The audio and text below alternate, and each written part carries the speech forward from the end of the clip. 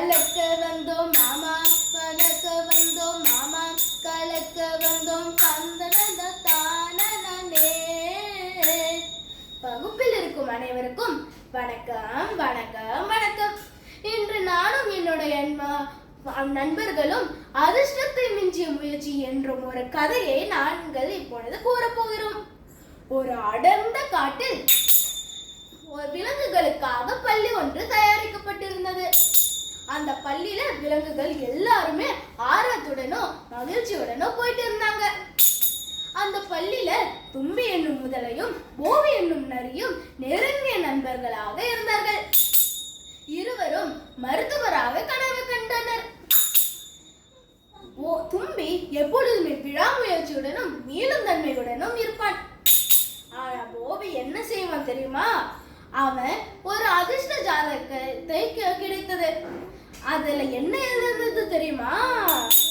அதுல உனக்கு மருத்துவராக நிறைய தகுதிகள் இருக்கிறது, அதனால் நீ கண்டிப்பாக உன்னுடைய வாழ்க்கையில் முன்னேறுவாய் என்று எழுதி இருந்தது. அதனால் போவி என்ன செஞ்சான் தெரியுமா? அவன் தன்னுடைய விடாமுயற்சியை கைவிட்டான். அவன் எப்பொழுதுமே தனது வீட்டு படத்தை கொடுக்கவே மாட்டான். ஒரு நாள் ஆசிரியர் வந்து எல்லாருக்குமே ஒரு பணி கொடுத்தாங்க.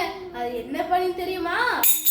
அனைவரையும் மூலிகை செடியை பறித்து வருமாறு கூறியிருந்தார். தும்பி அன்று பள்ளி முடிந்து வேண்டும் வேண்டும் மருத்துவராக வேண்டும், வாழ்வை காப்பவன் நாம் ஆக வேண்டும், முயற்சி நம் அதிர்ஷ்டம், நம்பிக்கை நம் செல்வம், நம் வெற்றி நம்மை தேடி வரும், வேண்டும் வேண்டும் மருத்துவராக வேண்டும், வாழ்வை காப்பவன் நாம் ஆக வேண்டும் என்று இனிமையாக பாடிக்கொண்டே அங்கும் இங்கும் தேடி மேலே கீழும் தேடி மூளை முடுக்கெல்லாம் தேடி வந்தான். அப்பொழுது அவன் ஒரு பகுதியை அடைந்தான். அது எந்த பகுதி தெரியுமா உங்களுக்கு? அது மூலிகை இருக்கும் பகுதியில தான் அவன் அடைந்தான்.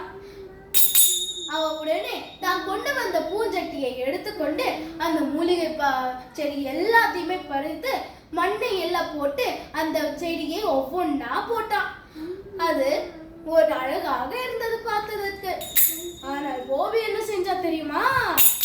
அவன் தனது அதிர்ஷ்டத்தை நம்பியதால் அவன் தன்னுடைய விடாமுயற்சியை கைவிட்டு ஒரு மண்ணும் செய்யல. ஒரு மறுநாள் ஆசிரியர் வந்தாங்க. ஆசிரியர் எல்லாருமே செடிகள் இருப்பதை கண்டார். ஆனால் போவி மட்டும் இல்லாததை கண்டார். அதனால் அவங்க என்ன சொன்னாங்க தெரியுமா? போவி, நான் உனக்கு எந்த வேலை கொடுத்தாலும் நீ அதை ஒழுங்காகவே செய்ய மாட்டேங்கிற, அப்புறம் நீ எப்படி மருத்துவர் ஆகுவ? நான் உனக்கு நிறைய வாய்ப்பு தந்துட்டேன், ஆனா நீ ஒண்ணு கூட நீ வந்து அந்த சரிப்பட மாட்டேங்கிற என்று கடும் கோபத்துடன் கூறினார். போவியும் தலை குனிஞ்சு நின்று தனது மனத்தை மாற்றிக்கொண்டான். அன்றிலிருந்து அவன் விடாமுயற்சியுடனும் மீளும் தன்மையுடனும் செயல்பட்டான். அவன் அன்று என்ன கற்றுக்கொண்ட தெரியுமா? சோம்பேறித்தனம் என்னும் ஆத்திச்சுடையும் கற்றுக்கொண்டான். பல ஆண்டுகள் கடந்தன. தும்பியும் போவியும் பிரபலமான மருத்துவரானார்கள். இந்த கதையிலிருந்து நாம என்ன கற்றுக்கொண்டோம்? நாங்கள் மீளும் தன்மையும் விடாமுயற்சியையும் கற்றுக்கொண்டோம். மற்றும் நாங்கள் எப்பொழுதுமே சோம்பேறிகளாக இருக்கக்கூடாது. நாங்கள் சோம்பலாக இருந்தால் எங்களுடைய வாழ்க்கையில முன்னேறவே முடியாது.